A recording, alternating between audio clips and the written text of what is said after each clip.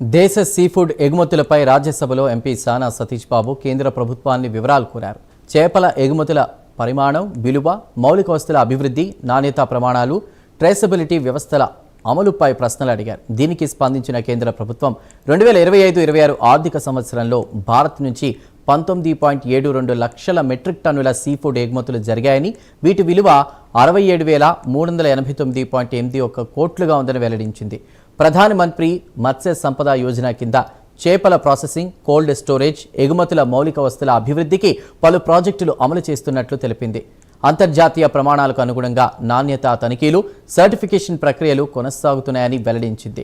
2025లో జాతీయ ట్రేసబిలిటీ ఫ్రేమ్వర్క్ను ప్రవేశపెట్టామని, ఉత్పత్తి నుంచి ఎగుమతి వరకు పూర్తి సమాచారాన్ని డిజిటల్గా నమోదు చేయడం ద్వారా భారత సీఫుడ్కు అంతర్జాతీయ స్థాయిలో విశ్వసనీయత పెంచే చర్యలు తీసుకుంటున్నట్లు కేంద్రం తెలిపింది.